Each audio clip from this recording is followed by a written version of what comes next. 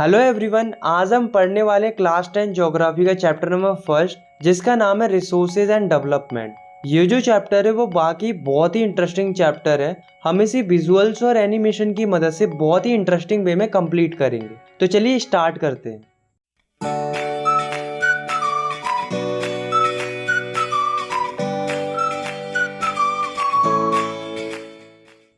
दोस्तों, हमारी जो प्रकृति होती है उसमें हमें बहुत सारी चीजें देखने को मिलती हैं, जैसे कि water, forest, soil, wind, animal. ये सब क्या है? ये सब रिसोर्सेस है। रिसोर्सेस का मतलब होता है कि हमारी प्रकृति में मौजूद कोई भी ऐसी चीज जो हमारी जरूरत को पूरा करती है उसे हम रिसोर्स कहते हैं, बशर्ते वो चीज हमारे लिए टेक्निकली एक्सेसिबल होनी चाहिए। मतलब उस रिसोर्स तक पहुंचने के लिए हमारे पास टेक्नोलॉजी होनी चाहिए। दूसरी, इकोनॉमिकली फीजिबल होनी चाहिए, मतलब उस रिसोर्स से हमें इकोनॉमिकल प्रॉफिट होना चाहिए। तीसरी, कल्चरली एक्सेप्टेबल होनी चाहिए, मतलब लोगों को उस चीज से कोई नुकसान या चोट नहीं पहुंचनी चाहिए। अगर ये तीनों कंडीशन फॉलो होंगी तभी कोई चीज रिसोर्स मानी जाएगी, अदरवाइज नहीं मानी जाएगी। तो हम लिख सकते हैं, everything available in our environment which can be used to satisfy our needs provided it is technically accessible, economically feasible and culturally acceptable, it is called a resource। आया समझ में? अब आप इस डायग्राम को देखो जो कि आपकी बुक में दिया गया है, जिसमें ऊपर की साइड नेचर है, इधर है टेक्नोलॉजी, इधर है इंस्टीट्यूशंस और सेंटर में ह्यूमन बींग्स। तो ये डायग्राम बेसिकली दो चीजें बता रहा है। पहली कि जो ये टेक्नोलॉजी, नेचर और इंस्टीट्यूशंस होते हैं वे आपस में इंटरडिपेंडेंट होते हैं। दूसरी कि जो ये ह्यूमन बींग्स होते हैं वे टेक्नोलॉजी की मदद से इंटरेक्ट करते हैं नेचर के साथ और डेवलप करते हैं इंस्टीट्यूशंस को, जिससे क्या होता है कि पैसे आते हैं और पूरी कंट्री का इकोनॉमिकल डेवलपमेंट होता है। Classification of resources. रिसोर्सेज को 4 तरीकों से क्लासिफाई किया गया है, मतलब कि रिसोर्सेज को 4 तरीकों से बांटा गया है। On the basis of origin, on the basis of existability, on the basis of ownership and on the basis of status of development। तो सबसे पहले हम बात करते हैं on the basis of origin। तो origin के आधार पर रिसोर्सेज 2 प्रकार की होती है। पहली बायोटिक रिसोर्सेज और दूसरी अबायोटिक रिसोर्सेज। बायोटिक रिसोर्सेज वो रिसोर्सेज होती हैं जो बायोस्फीयर में मिलती हैं और उनके पास लाइफ होती है, जैसे कि plants, animals, fishes, human beings etcetera. ये सब बायोटिक रिसोर्सेज होती हैं क्योंकि इनके पास लाइफ होती है। तो हम लिख सकते हैं, the resources which are obtained from biosphere and contain life are called biotic resources. Next है अबायोटिक रिसोर्सेज। तो अबायोटिक रिसोर्सेज वो रिसोर्सेज होती हैं जो नॉन लिविंग थिंग से बनी हुई होती है, मतलब जिनके पास लाइफ नहीं होती है। For example rocks, metals, water, soil, minerals etcetera. ये सब अबायोटिक रिसोर्सेज होती है क्योंकि इनके पास लाइफ नहीं होती। तो हम लिख सकते हैं, the resources which are composed of non living things and do not contain life are called abiotic resources. अब हम बात करते हैं सेकेंड वे ऑफ क्लासिफिकेशन की, जो कि है ऑन द बेसिस ऑफ एग्जॉस्टेबिलिटी। तो एग्जॉस्टेबिलिटी के आधार पर भी रिसोर्सेज 2 प्रकार की होती है। पहली रिन्यूएबल रिसोर्सेज और दूसरी नॉन रिन्यूएबल रिसोर्सेज। तो रिन्यूएबल रिसोर्सेज वो रिसोर्सेज होती हैं जिन्हें हम आसानी से रिन्यू कर सकते हैं या रिप्रोड्यूस कर सकते हैं, जो कभी खत्म नहीं होती है, जो हमेशा अवेलेबल रहती है। For example solar energy, wind energy, hydro energy, geothermal energy, biomass energy etcetera. तो ये सब रिन्यूएबल रिसोर्सेज होते हैं क्योंकि इनको आसानी से रिन्यू किया जा सकता है। तो हम लिख सकते हैं, the resources which can be renewed और reproduced by physical, chemical and mechanical process are called renewable resource। Now we talk about non-renewable resources। तो non-renewable resources वो resources होते हैं जो आसानी से renew नहीं होते हैं। एक बार ये resources खत्म हो गए तो इन्हें millions of year लग जाते हैं फिर से बनने के लिए। For example coal, petroleum, natural gas, metals, nuclear etc। ये सब non-renewable resources होते हैं। तो हम लिख सकते हैं, the resources that cannot be renewed or reproduced immediately once they are exhausted, they take millions of years to regenerate, are called non-renewable resources। आया समझ में? अब हम बात करते हैं थर्ड वे ऑफ क्लासिफिकेशन की, जो कि है on the basis of ownership. तो ओनरशिप के बेसिस पर रिसोर्सेज 4 प्रकार की होती है। पहली इंडिविजुअल रिसोर्सेज, दूसरी कम्युनिटी ओन रिसोर्सेज, तीसरी नेशनल रिसोर्सेज और चौथी इंटरनेशनल रिसोर्सेज। तो सबसे पहले हम बात करते हैं इंडिविजुअल रिसोर्सेज की। तो इंडिविजुअल रिसोर्सेज वो रिसोर्सेज होती हैं जिन्हें कोई एक व्यक्ति ओन करता है प्राइवेटली, मतलब किसी व्यक्ति की कोई निजी संपत्ति है तो वो उसकी इंडिविजुअल रिसोर्स है। For example plot, field, house, car, book, ये सब इंडिविजुअल रिसोर्सेज होती हैं क्योंकि इन सब पर किसी एक इंडिविजुअल व्यक्ति का कंट्रोल रहता है। तो हम लिख सकते हैं the resources which are own privately by individuals are called individual resources. Next है कम्युनिटी ओन रिसोर्सेज। तो कम्युनिटी ओन रिसोर्सेज वो रिसोर्सेज होती हैं जो किसी एक व्यक्ति के लिए नहीं बल्कि पूरी की पूरी कम्युनिटी के लिए होती है। For example public parks, picnic spots, ponds, play grounds, grazing ground, ये सब कम्युनिटी ओन रिसोर्सेज है। तो हम लिख सकते हैं the resources which own by community और society are called community own resources. Next है नेशनल रिसोर्सेज। तो अगर हम टेक्निकली देखें तो देश में पाई जाने वाली हर एक रिसोर्स नेशनल रिसोर्स है, चाहे वो किसी की इंडिविजुअल प्रॉपर्टी ही क्यों ना हो। और हाँ, गवर्नमेंट के पास लीगल पावर होती है कि वो किसी की भी प्राइवेट प्रॉपर्टी को एक्वायर कर सकती है आम जनता के भले के लिए, बट गवर्नमेंट उसके लिए फेयर कंपनसेशन भी देती है। इसके अलावा देश में पाए जाने वाले minerals, water resources, forests, wild life, ये सब भी नेशनल रिसोर्स का ही पार्ट होते हैं। और साथ में कोस्ट लाइन से लेकर 12 नॉटिकल माइल्स मतलब 22.2 किलोमीटर तक का जो ओशियन का एरिया होता है वो भी नेशनल रिसोर्सेज का ही पार्ट होता है। तो हम लिख सकते हैं all the resources which are under the control of state and union government are called national resources. मतलब ऐसी रिसोर्सेज जो देश की गवर्नमेंट के कंट्रोल में रहती है उन्हें हम नेशनल रिसोर्सेज कहते हैं। नेक्स्ट है इंटरनेशनल रिसोर्सेज। तो इंटरनेशनल रिसोर्सेज वो रिसोर्सेज होती हैं जिन पर किसी एक देश का कंट्रोल नहीं होता है, ना ही कोई एक देश अपनी मर्जी से इन रिसोर्सेज का इस्तेमाल कर सकता है। इन रिसोर्सेज को इंटरनेशनल इंस्टीट्यूशंस रेगुलेट करते हैं, जैसे कि कोस्टल लाइन से 200 नॉटिकल माइल्स के बाहर वाला जो ओशन होता है जिसे ओपन सी भी बोलते हैं, वो इंटरनेशनल रिसोर्सेज में ही आता है। अगर किसी कंट्रीज को इन इंटरनेशनल रिसोर्सेज का इस्तेमाल करना होता है तो उन्हें इंटरनेशनल इंस्टीट्यूशन से परमिशन लेनी पड़ती है। तो हम लिख सकते हैं the resources which are not own by any specific country which regulated by international institution, such resources are called international resources. आया समझ में? अब हम बात करते हैं फोर्थ वे ऑफ क्लासिफिकेशन की, जो कि है on the basis of status of development. तो स्टेटस ऑफ डेवलपमेंट के बेसिस पर रिसोर्सेज 4 प्रकार की होती है। पहली पोटेंशियल रिसोर्सेज, दूसरी डेवलप्ड रिसोर्सेज, तीसरी स्टॉक और चौथी रिजर्व। तो सबसे पहले हम बात करते हैं पोटेंशियल रिसोर्सेज की। तो इसको मैं आपको एक एग्जांपल के थ्रू समझाता हूँ। वो एग्जांपल है गुजरात और राजस्थान का। तो गुजरात और राजस्थान में क्या होता है कि वहाँ पर बहुत ज़्यादा धूप पड़ती है और बहुत ज़्यादा हवाएं चलती हैं। तो हम यहाँ पे क्या कर सकते हैं, एक तो हम धूप के लिए सोलर प्लांट्स लगा सकते हैं और विंड्स के लिए हम विंड टरबाइन लगा सकते हैं, जिससे क्या होगा कि हम इलेक्ट्रिसिटी जनरेट कर पाएंगे। पर ऐसा हम नहीं करते हैं। क्यों नहीं करते हैं? क्योंकि इन मशीन्स को स्टेब्लिश करने में काफ़ी ज़्यादा इन्वेस्टमेंट होता है, मतलब काफ़ी ज़्यादा खर्चा होता है। तो कहने का मतलब ये है कि गुजरात और राजस्थान जैसी जगहों पर पोटेंशियल है, यानी कि क्षमता है एनर्जी को डेवलप करने की, लेकिन टेक्नोलॉजी महंगी होने के कारण हम इन्हें इस्तेमाल नहीं करते। ऐसी रिसोर्सेज को हम पोटेंशियल रिसोर्स कहते हैं। तो हम लिख सकते हैं the resources which are found in a region, मतलब ये प्रेजेंट है हमारे रीजन में, and they have potential to satisfy human needs, और इनके पास क्षमता भी है हमारी जरूरतों को पूरा करने की, but their utilisation has not been started, पर इनका इस्तेमाल करना हमने शुरू नहीं किया है। क्यों नहीं किया है? Because technology is so expensive, मतलब जो टेक्नोलॉजी है वो बहुत महंगी है। आए समझ में? इसका एग्जाम्पल हम लिख सकते हैं Gujarat and Rajasthan have potential for solar and wind energy. Next है हमारा डेवलप्ड रिसोर्सेज। तो जैसा कि नाम से ही पता चल रहा है कि वो रिसोर्सेज जो डेवलप हो चुकी हैं, मतलब ऐसी रिसोर्सेज जिनका सर्वे हो चुका है, इनकी क्वालिटी, क्वांटिटी सब कुछ हमने पता कर लिया है और करेंटली हम इन रिसोर्सेज को इस्तेमाल भी कर रहे हैं। ऐसी रिसोर्सेज को हम डेवलप्ड रिसोर्सेज कहते हैं। For example coal, petroleum, iron, rivers, ये सब डेवलप्ड रिसोर्सेज है। तो हम कह सकते हैं the resources which are surveyed and their quality and quantity has been determined for utilization and they are currently used by humans. Such resources are called developed resources. Next है हमारा stock resources. इसको मैं आपको एक example के through समझाता हूँ। जैसे कि जो वाटर होता है यानी कि पानी होता है, वो दो चीज़ों से मिलकर बना होता है, H2 यानी कि हाइड्रोजन और O2 यानी कि ऑक्सीजन। ये दोनों ही हमारे लिए बहुत ही ज़रूरत की चीज़ें हैं।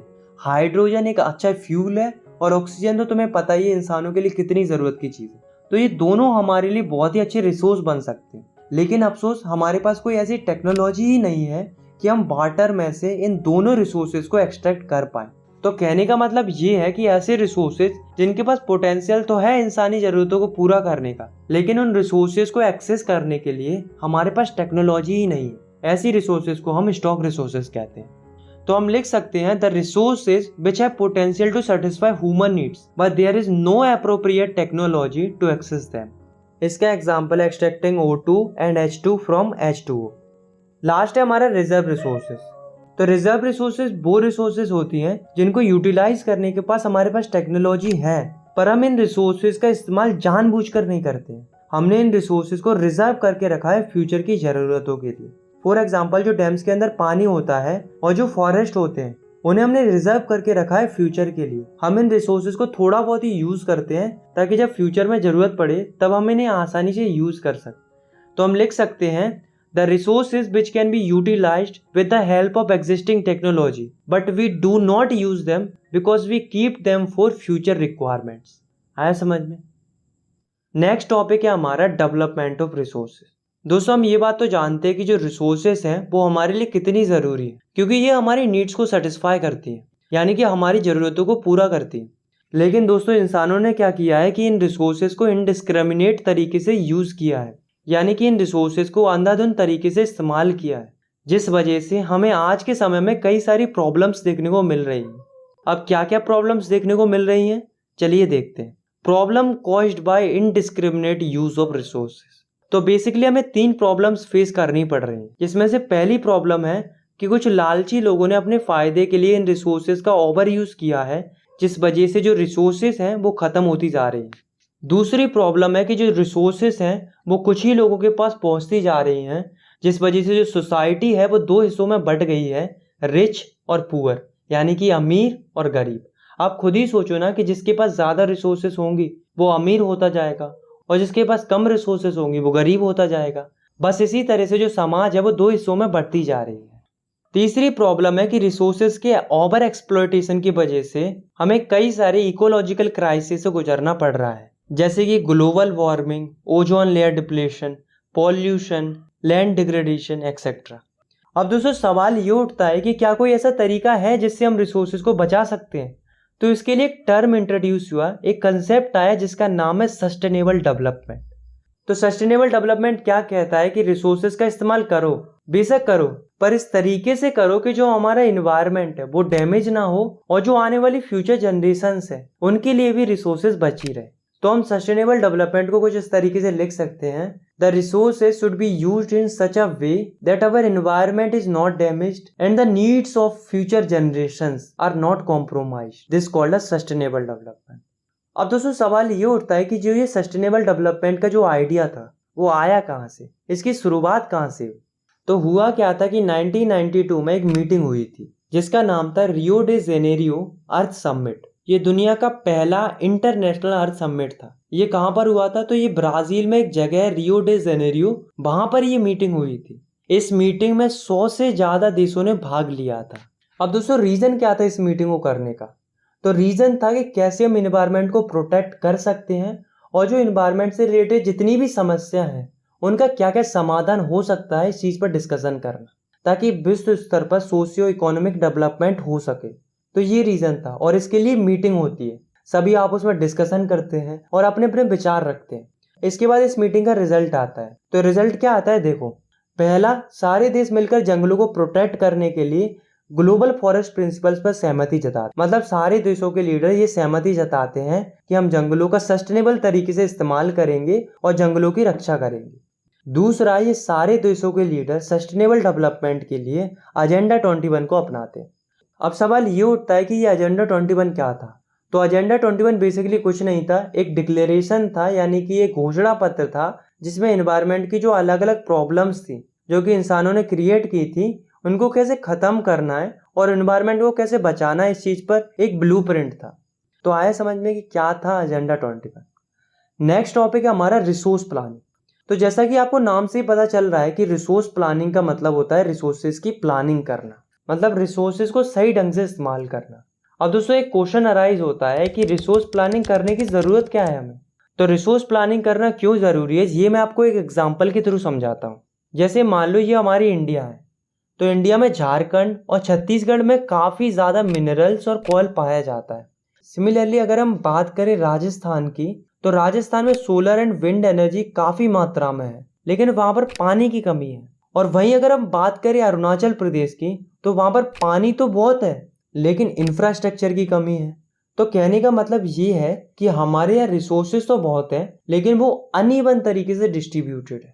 तो ऐसे में रिसोर्स प्लानिंग करना बहुत ही ज़्यादा ज़रूरी हो जाता है, ताकि जहाँ जहाँ जिस रिसोर्स की कमी है वहाँ उस रिसोर्स को पहुँचा पाए, ताकि किसी एक रीजन का नहीं बल्कि पूरी कंट्री का डेवलपमेंट हो सके। Resource planning in India.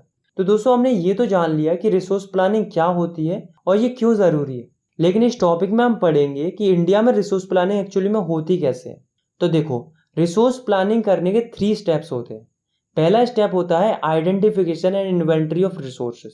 इस स्टेप में हम क्या क्या करते हैं, देखो, सबसे पहले हम रिसोर्सेज के लिए सर्वे करते हैं। उसके बाद कहाँ कौन सी रिसोर्स प्रेजेंट है इसके लिए हम मैपिंग करते हैं। उसके बाद क्वालिटी एंड क्वांटिटी चेक करते हैं। फिर आखिरी में मेजरमेंट करते हैं। बेसिकली हम रिसोर्सेज की लिस्ट बनाते हैं। सेकेंड स्टेप होता है हमारा इवॉल्विंग अ प्लान स्ट्रक्चर। अब हमने रिसोर्सेज से रिलेटेड सारी रिसर्च वगैरह कर ली, हमें ये पता चल गया कि कहाँ कौन सी रिसोर्स प्रेजेंट है। तो अब बारी उस रिसोर्सेज को बाहर निकालने की। तो बेसिकली सेकंड स्टेप पे हम यही करते हैं, हम एक प्लानिंग स्ट्रक्चर बनाते हैं जिसमें हम ये प्लान करते हैं कि रिसोर्सेज को निकालने के लिए कौन कौन सी टेक्नोलॉजी चाहिए और कौन कौन सी स्किल वाले लोग चाहिए, और इसके लिए हमें किस तरह के इंस्टीट्यूशन सेटअप करने पड़ेंगे। थर्ड स्टेप होता है हमारा matching the resources plans with overall national development plans. मतलब इस स्टेप में हम ये चेक करते हैं कि हमने जो रिसोर्स प्लान बनाया है वो क्या नेशनल डेवलपमेंट प्लान से मैच भी कर रहा है या नहीं कर रहा है, क्योंकि हमारा मेन एम यही होता है कि हम जिन रिसोर्सेज को निकाल रहे हैं उनसे हमारी कंट्री का ओवरऑल डेवलपमेंट होना चाहिए, ना कि नुकसान होना चाहिए। तो दोस्तों अभी तक हम ये तो जान चुके हैं कि रिसोर्स प्लानिंग कैसे होती है, और हम ये भी जान चुके हैं कि जो रिसोर्सेज होती हैं वो हमारे लिए कितनी ज़रूरी होती है। लेकिन दोस्तों जितनी ज़रूरी रिसोर्सेज होती हैं उतनी ही ज़रूरी टेक्नोलॉजी भी होती है, क्योंकि रिसोर्सेज का इस्तेमाल अच्छे से हम तभी कर पाएंगे जब हमारे पास टेक्नोलॉजी होगी, तभी हम उन्हें अच्छे से एक्सट्रैक्ट और डेवलप कर पाएंगे। दोस्तों आप ये बात तो जानते ही होंगे कि हमारे इंडिया के ऊपर 1947 से पहले ब्रिटिशर्स का रूल था। और दोस्तों आप ये बात भी जानते होंगे कि उस समय पर इंडिया को सोने की चिड़िया बोला जाता था, क्योंकि उस समय पर इंडिया में बहुत ज़्यादा रिसोर्सेज पाई जाती थी। लेकिन ब्रिटिशर्स ने इंडिया की रिसोर्सेज को बहुत ही बुरी तरीके से यूज़ किया, एक्सपोर्ट किया और एक्सप्लॉइट किया। ओवरऑल अगर हम देखें तो इंडिया में आज के समय में रिसोर्सेज की कमी है। ऐसे में रिसोर्सेज को कंजर्व करना ज़रूरी हो गया है, क्योंकि रिसोर्सेज है तभी डेवलपमेंट है। इसी के ऊपर गांधी जी ने भी अपने विचार व्यक्त किए थे। उन्होंने कहा था कि हमारे पर्यावरण में हर किसी की जरूरत के लिए रिसोर्सेज पर्याप्त है, लेकिन किसी के लालच के लिए रिसोर्सेज पर्याप्त नहीं है, क्योंकि लालच की कोई सीमा नहीं होती। There is enough for everybody needs but not for any one's greed. Next topic है हमारा लैंड रिसोर्स। तो लैंड जो है वो हमारे लिए बहुत ही इंपॉर्टेंट रिसोर्स है, क्योंकि हम जमीन पर काफ़ी ज़्यादा डिपेंडेंट रहते हैं। हम खेती करते हैं, जमीन पर घर बनाते हैं, जहाँ तक कि जो वाइल्ड लाइफ होती है, फॉरेस्ट होते हैं, ये सब लैंड पर ही डिपेंडेंट रहते हैं। इसलिए लैंड बहुत ही इंपॉर्टेंट रिसोर्स होता है। अगर हम इंडिया की बात करें तो इंडिया की जो लैंड है वो बहुत से रिलीफ फीचर्स में प्रेजेंट है। जैसे कि 43% जो लैंड है वो प्लेन है, 30% जो लैंड है वो माउंटेन से कवर्ड है, और 27% जो लैंड है वो प्लेटू रीजन है। तो इस तरीके से इंडिया की जो लैंड है वो डिस्ट्रीब्यूटेड है। अब हम बात करते हैं लैंड यूटिलाइजेशन की, मतलब ज़मीन का किन किन कामों के लिए यूज़ होता है। तो पहला है फॉरेस्ट, मतलब वो ज़मीन जहाँ पर घने घने जंगल पाए जाते हैं। दूसरा है land not available for cultivation, मतलब ऐसी ज़मीन जहाँ पर हम फसलें नहीं उगा सकते। इसमें 2 टाइप की लैंड आती है। पहली बैरन एंड वेस्ट लैंड, मतलब बंजर ज़मीन। दूसरी ऐसी ज़मीन जहाँ पर बिल्डिंग हो, रोड हो, फैक्ट्रीज हो, तो ऐसी ज़मीन पर भी हम फसलें नहीं उगा सकते। थर्ड है अदर अनकल्टिवेटेड लैंड। इसमें फर्स्ट आता है ग्रेजिंग लैंड, मतलब जहाँ पर गाय भैंस वगैरह घास चरने जाती है। सेकेंड आता है ऐसी जमीन जहाँ पर मिसलिनियस ट्रीज उगे हुए होते हैं, और इस लैंड को भी हम यूज नहीं करते हैं कल्टीवेशन के लिए। थर्ड आता है कल्चरेबल बेस्ड लैंड, मतलब ऐसी जमीन जिस पर हम फसल उगा सकते हैं, पर 5 सालों से ज्यादा समय हो गया है लेकिन हमने वहां पर कोई भी फसल नहीं उगाई है। ऐसी जमीन को हम कल्चरेबल बेस्ड लैंड कहते हैं। अब बात करते हैं फैलो लैंड्स की। तो फैलो लैंड्स 2 तरह की होती है। पहली करंट फैलो लैंड्स, दूसरी other than current fallow lands. तो करंट फैलो लैंड्स ऐसी जमीन होती है जिस पर एक साल से अगर कोई फसल नहीं उगाई गई है तो उसे हम करंट फैलो लैंड कहेंगे। सेकंड है other than current fallow land. तो ऐसी जमीन जिस पर पिछले 1 से 5 सालों तक कोई भी क्रॉप नहीं उगाई गई है तो उस जमीन को हम other than current fallow land में कंसीडर करेंगे। अब हम बात करते हैं नेट सोन एरिया की। तो नेट सोन एरिया का मतलब होता है ऐसा एरिया जिस पर साल में एक बार फसल जरूर उगाई जाती है, उसे नेट सोन एरिया कहते हैं। अब हम बात करते हैं ग्रॉस क्रॉप एरिया की। तो ग्रॉस क्रॉप एरिया मतलब ऐसा एरिया जिस पर साल में एक से ज्यादा बार फसल उगाई जाती है, प्लस वो एरिया जिस पर साल में एक बार फसल उगाई जाती है। ये दोनों तरह की लैंड्स को हम ग्रॉस क्रॉप एरिया कहते हैं। Land use pattern in India, इसी से रिलेटेड आप इस डाटा को देख सकते हो जो कि आपकी एनसीईआरटी में दिया हुआ है। इसमें आपको बताया गया है कि कितना कितना एरिया कहाँ का यूज हो रहा है। इस तरफ 90, 60, 61 का डाटा दिया हुआ है और इस तरफ 2014-15 का डाटा दिया हुआ है। इसको केवल आपको देखना है, इसको याद करने की कोई ज़रूरत नहीं है, बाकी आपकी मर्जी है, करना हो तो कर लेना। हमारी इंडिया का टोटल ज्योग्राफिकल एरिया है 3.28 मिलियन स्क्वायर किलोमीटर, ये तो हम जानते हैं। लेकिन दोस्तों क्या आप जानते हो कि इतने एरिया में से हमारे पास केवल 93% एरिया का ही डाटा है, बाकी बचे हुए 7% एरिया का डाटा हमारे पास प्रॉपर तरीके से नहीं है, क्योंकि हमने इस 7% एरिया की सर्वे और रिसर्च वगैरह नहीं कर पाई है। क्यों नहीं कर पाई है? क्योंकि ये जो 7% एरिया है वो डिस्प्यूटेड है, यानी कि विवादित है। तो इसको मैं आपको इंडिया के डायग्राम की मदद से अच्छे से समझाता हूँ। तो ये हमारी इंडिया है। इंडिया के जम्मू कश्मीर रीजन का कुछ एरिया जो कि पाकिस्तान और चाइना ने ऑक्यूपाइड कर रखा है, वो एरिया, और असम साइड का कुछ एरिया, ये दोनों एरिया 7% एरिया में है और उसे हम यूटिलाइज नहीं कर पा रहे और ना ही हमारे पास उसका प्रॉपर डाटा है। बाकी बचा हुआ 93% एरिया उसे हम अच्छे से यूटिलाइज कर रहे हैं और उसका हमारे पास प्रॉपर डाटा भी अवेलेबल है। अब हम बात करते हैं नेट सोन एरिया की। तो इंडिया के अंदर जो नेट सोन एरिया है वो स्टेट टू स्टेट वेरी करता है। जैसे कि अगर हम बात करें पंजाब और हरियाणा की, तो वहाँ पर जो नेट सोन एरिया है वो 80% से भी ज़्यादा है। मतलब पंजाब और हरियाणा में 80% से भी ज़्यादा ज़मीन पर खेती होती है। वहीं अगर हम बात करें अरुणाचल प्रदेश, मिजोरम, मणिपुर एंड अंडमान निकोबार आइलैंड की, तो इन जगहों पर जो खेती होती है वो 10% से भी कम होती है। यानी कि इन जगहों का जो नेट सोन एरिया है वो 10% से भी कम है। तो कहने का मतलब ये है कि इंडिया का जो नेट सोन एरिया है वो हर एक स्टेट के अंदर बहुत ज़्यादा वेरी करता है। मतलब किसी स्टेट में बहुत ज़्यादा फसल उगाई जाती है तो किसी स्टेट में बहुत कम फसल उगाई जाती है। तो हम लिख सकते हैं the pattern of net sown area varies greatly from one state to another state. आया समझ में? अब हम बात करते हैं फॉरेस्ट एरिया की। तो आप इस डाटा को फिर से देखो। इसमें अगर आप नोटिस करो तो आप देखोगे कि 90, 60, 61 में जो फॉरेस्ट थे वो जस्ट 18.11% थे। वहीं अगर हम बात करें 2014-15 की, तो इस समय पर जो फॉरेस्ट थे वो थे 23.3%। इसका मतलब क्या है कि जो फॉरेस्ट है वो इंक्रीज हुए। तो आप लोग कहोगे कि ये तो अच्छी बात है, लेकिन दोस्तों जिस हिसाब से फॉरेस्ट बढ़ने चाहिए उस हिसाब से बढ़े नहीं। ये 23.3% एरिया में जो फॉरेस्ट है वो हमारे लिए काफ़ी नहीं है, क्योंकि नेशनल फॉरेस्ट पॉलिसी के अनुसार किसी भी देश के अंदर फॉरेस्ट एरिया 33% होना चाहिए। तो देखो फॉरेस्ट एरिया होना कितना चाहिए? 33%, लेकिन है कितना? 23.3%। इसका मतलब फॉरेस्ट एरिया बहुत कम है। अभी भी हमें और पेड़ लगाने की ज़रूरत है। अब क्वेश्चन ये अराइज होता है कि 33% फॉरेस्ट एरिया होना क्यों ज़रूरी है? तो इसके दो रीज़न है। पहला, इकोलॉजिकल बैलेंस बनाए रखने के लिए ज़रूरी होते हैं। दूसरा, ऐसे कई सारे लोग होते हैं जो जंगलों के आसपास रहते हैं, उनका जो जीवन होता है वो काफ़ी ज़्यादा डिपेंडेंट रहता है जंगलों पर, इसलिए पर्याप्त मात्रा में जंगलों का होना ज़रूरी हो जाता है। Land degradation and conservation measures. दोस्तों समय के साथ साथ क्या हो रहा है कि जो हमारी लैंड है वो खराब होती जा रही है, यानी कि लैंड डिग्रेड होती जा रही है। इसी को लैंड डिग्रेडेशन बोला जाता है, यानी कि जमीन का खराब होना। तो हम लिख सकते हैं the decline in the quality of land is known as land degradation. अब क्वेश्चन ये अराइज होता है कि लैंड डिग्रेडेशन हो क्यों रहा है? ऐसे कौन कौन से कारण है जिसकी वजह से जमीन खराब हो रही? चलिए जानते हैं causes of land degradation.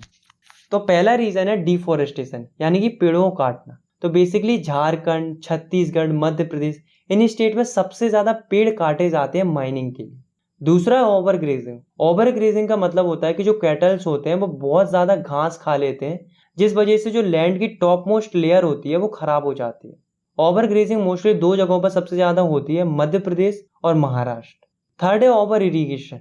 Over irrigation का मतलब होता है खेतों में हद से ज़्यादा पानी देना। हद से ज़्यादा पानी देने से भी लैंड डिग्रेड होती है, क्योंकि उससे लैंड सेलाइन या एल्कलाइन हो जाती है। ओवर इरिगेशन सबसे ज़्यादा पंजाब, हरियाणा, वेस्टर्न यूपी में देखने को मिलता है। फोर्थ है cement industry generate huge amount of dust.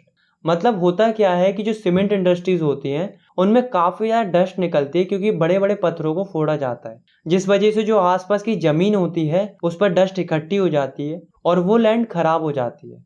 Fifth है इंडस्ट्रियल वेस्ट। तो जो बड़ी बड़ी इंडस्ट्रीज होती हैं उनका जो वेस्ट होता है उसे सीधा ही ज़मीन पे फेंक दिया जाता है, जिस वजह से वो लैंड कल्टीवेशन के मतलब की नहीं बचती। तो दोस्तों ये जो कारण हमने देखे हैं, इन्हीं कारणों की वजह से हमारी जो लैंड है वो खराब होती जा रही है। अब आप सोच रहे होंगे क्या कोई ऐसा तरीका है जिससे हम लैंड को डिग्रेड होने से बचा सकते हैं? ऑफ कोर्स है, बल्कि बहुत सारे तरीके हैं। चलिए जानते हैं conservation measures of land degradation. तो पहला है अफॉरेस्टेशन। अफॉरेस्टेशन का मतलब होता है पेड़ लगाना। पहले पेड़ काट रहे थे, अब पेड़ लगाना है। दूसरा है मैनेजमेंट ऑफ ग्रेजिंग लैंड। मतलब जो कैटल्स के लिए ग्रेजिंग लैंड होता है उसको प्रॉपर तरीके से मैनेज करना। तीसरा है प्रॉपर इरिगेशन। मतलब अगर पानी है तो उसे हद से ज़्यादा इस्तेमाल नहीं करना है इरिगेशन के लिए, जितनी ज़रूरत है उतना ही इस्तेमाल करना है। इसके लिए हम स्प्रिंकलर सिस्टम का भी यूज़ कर सकते हैं। चौथा है कंट्रोल माइनिंग एक्टिविटीज़। मतलब माइनिंग एक्टिविटीज़ को कंट्रोल करना। पांचवा है treating industrial waste before discharge. मतलब जो इंडस्ट्री से वेस्ट निकलता है उसे अच्छे से ट्रीट करना, उसके बाद उसे सही जगह पर और सही तरीके से डिस्चार्ज करना। तो ये तो थे कुछ कंजर्वेशन मेथड जिनका इस्तेमाल करके हम लैंड डिग्रेडेशन को रोक सकते हैं। अब दोस्तों अब हम जो टॉपिक पढ़ने जा रहे हैं वो एग्जाम पॉइंट ऑफ व्यू से बहुत ही ज़्यादा इंपॉर्टेंट है, तो आपको बहुत ही ध्यान से देखना